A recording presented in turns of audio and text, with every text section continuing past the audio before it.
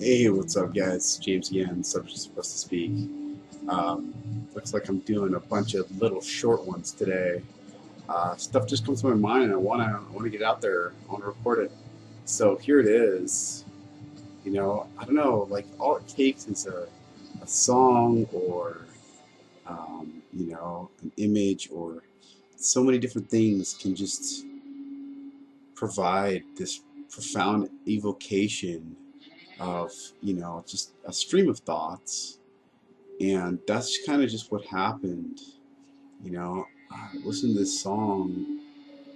I don't know, some kind of quality to uh, it's, a portion of it, uh, not this portion of it, that you can probably hear right now, but uh, it just evoked this sort of nostalgic mood, and it got me to thinking about,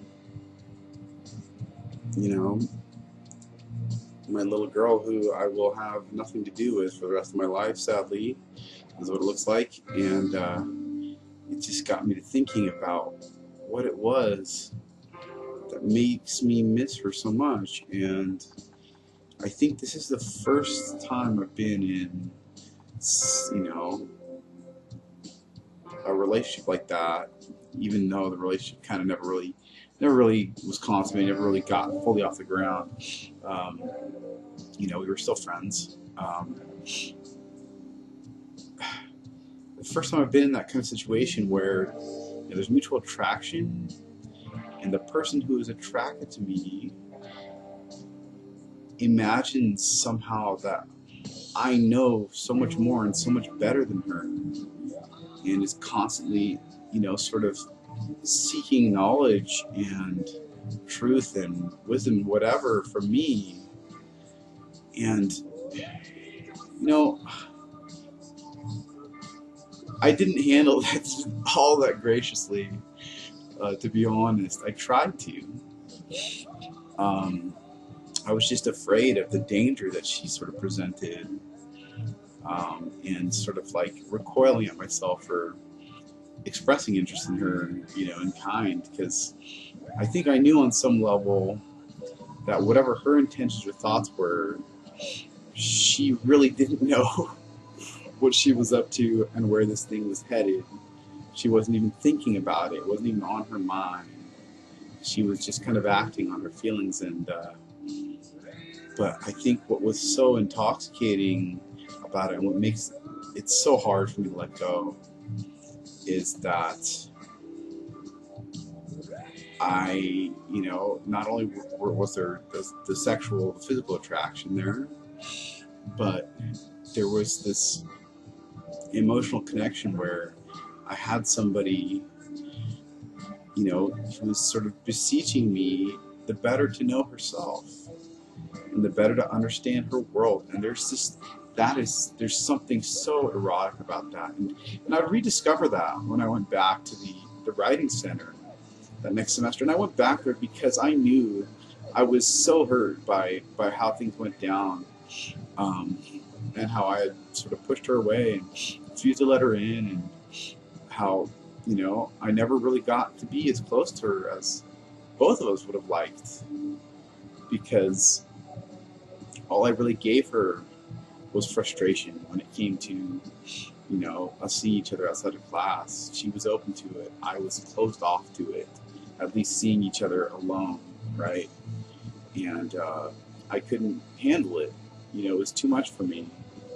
I was so scared of getting close to her. But, I remembered, I went back, I went to the writing center and got that job there, in part because I'd lost, a training client, which was good for $600 a month, so I need to offset that. But also because I knew I needed to sort of re-socialize myself.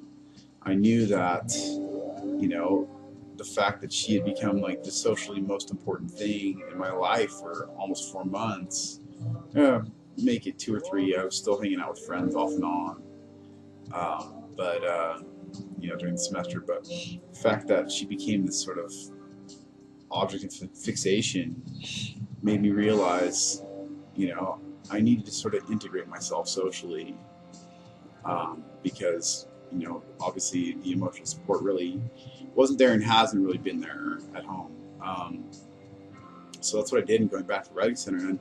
And you know, I poured myself into a lot of those tutoring sessions. I was especially excited to be able to tutor philosophy.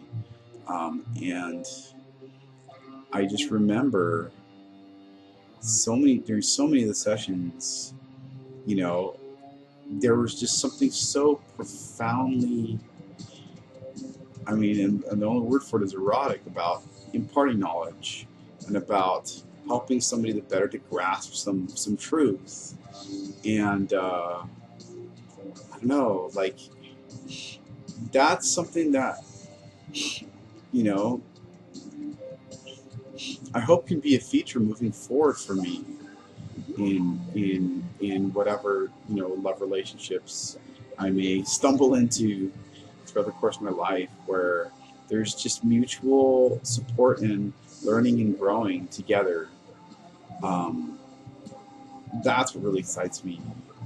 Sex and all that other good stuff is great and perhaps a necessary part of those sorts of relationships.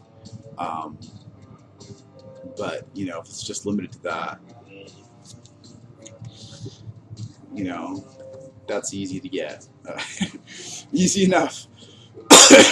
What's not easy is to really accept a person in spite of their differences and your hesitations. What's not easy is to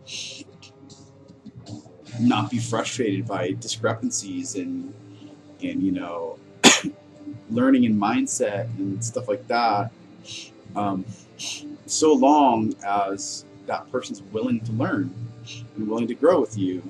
And you know, unfortunately for me,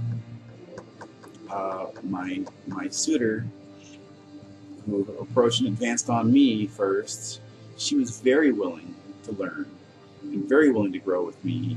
And I, you know, it was like I couldn't handle that. I couldn't handle reciprocating there, and, you know, letting her show me what she had to show me, and, you know, what she might have shown me, perhaps nothing, you know, intellectual, or, you know, nothing pertaining to, you know, knowledge of, you know, the sorts of things I've learned over the years. And, you know, she wasn't the greatest student. She wasn't a terrible student. She tried, and she was interested at times, but you know, she definitely had something to show me, and that was, she had to show me. She was trying to show me, whether she realized it or not. She was trying to help me remember how to just enjoy and to love, and to, you know, not be so stifled and uptight and afraid. And she strained herself to try and show me that.